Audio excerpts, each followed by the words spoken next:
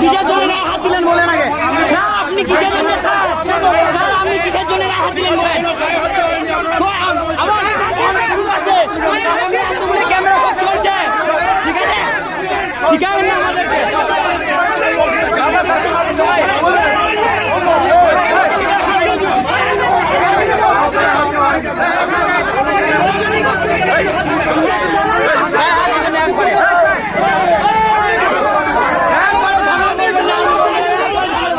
একশো মিটার দূরে বসে থাকা সত্ত্বেও তৃণমূল কংগ্রেসের কর্মীদের লাঠিচার্জ ও শারীরিকভাবে হেনস্থা করা হয় বলে অভিযোগ কেন্দ্রীয় বাহিনী ও পুলিশের বিরুদ্ধে।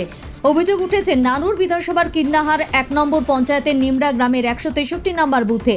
ওই বুথের নেতাকর্মীদের অভিযোগ, বুথ থেকে 100 মিটার দূরে 4 থেকে 5 জন তৃণমূল কংগ্রেসের নেতাকর্মী বসেছিল। সেই সময় আচমকা পুলিশ ও কেন্দ্রীয় বাহিনী এসে তৃণমূল কংগ্রেসের কর্মী ও নেতাদের উপর কোনো রকম কথা বলার আগেই লাঠিচার্জ করে বলে অভিযোগ। এমনকি শারীরিকভাবে হেনস্থাও করা হয় বলে অভিযোগ তৃণমূল কংগ্রেসের। তার মধ্যে পঞ্চায়েত সদস্য রতন শেখ, তিনি তার পরিচয় দিলে তাকে আগে পুলিশের গাড়িতে তুলে নেওয়ার চেষ্টা চালায় পুলিশ ও কেন্দ্রীয় বাহিনী। তারপর গ্রামবাসীরা প্রতিবাদ করায় পুলিশের সঙ্গে কথা কাটাকাটি শুরু হয়। এরপরই পরিস্থিতি নিয়ন্ত্রণে আসে। তৃণমূলের তরফে উচ্চ নেতৃত্বকে জানানো হয়েছে বলে জানিয়েছেন পঞ্চায়েত সদস্য ও তৃণমূল নেতা রতন শেখ।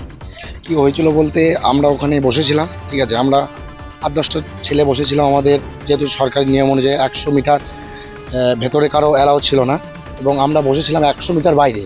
এবার ওখান থেকে কিছু পুলিশ এসেই আমাদেরকে কিছু কথা না বলে এসে লাঠিচার্জ এসে আমাদেরকে, আমরা জিজ্ঞাসা যে করবো যে স্যার কী ব্যাপার, কী বিষয় একটু বলুন আমাদেরকে আমাদের কোনো কথাই শুনছে না।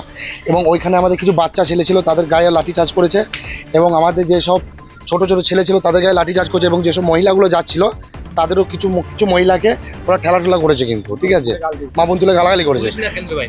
ওটা কিন্তু ডাব্লিউবি পুলিশ লেখা ছিল, কিন্তু বিষয় হচ্ছে ডাব্লিউবি পুলিশ লেখা ছিল, কিন্তু ওরা হিন্দিতে কথা বলছিল। আমার মনে হলো ওটা পুলিশ নয়, আমার মনে হয়েছে এসব বিজেপির দালাল এগুলো, যেগুলো আমার মনে হলো। কারণ ডাব্লিউবিপি পুলিশ হলে অবশ্যই তারা বাংলাতে এসে দুটো কথা বলতো যে ভাই তোরা এখানে বসিস না, এসে ডাইরেক্ট আমাদেরকে হিন্দিতে কথা বলছে, এবং আমাদেরকে উল্টো পাল্টা হিন্দিতেই গালাগালি করছে। ঠিক আছে, আমাদেরকে যে কথা বলবো যে আপনারা কেন এখানে বসে আছেন, ঠিক আছে, সেটা কোনো কথা শোনার কোনো আমাদের যে কথা বলবো আমাদেরকে কোনো সুযোগ দিল না, এসে আমাদের গায়ে লাঠিচার্জ। আমরা মোটামুটি ওখানে 8-10 জন ছিলাম, ঠিক আছে। এবার ওনাদের অনেকই স্টাফ ছিল, মানে পুলিশের অতি সক্রিয়তা লক্ষ্য করা যাচ্ছে।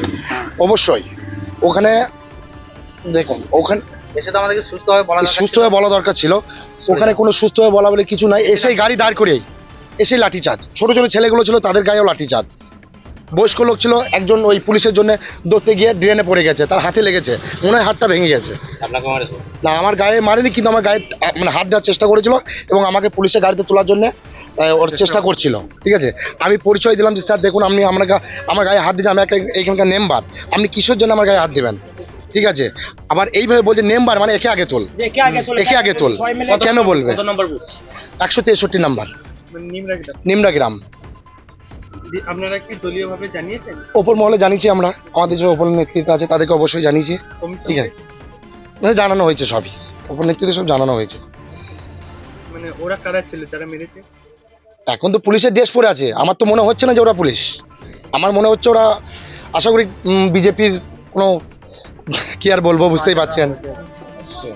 বিজেপির দালাল। আমার নাম রতন শেখ, আপনি কোন বুথের মেম্বার? নিমড়ে 163 বুথের মেম্বার।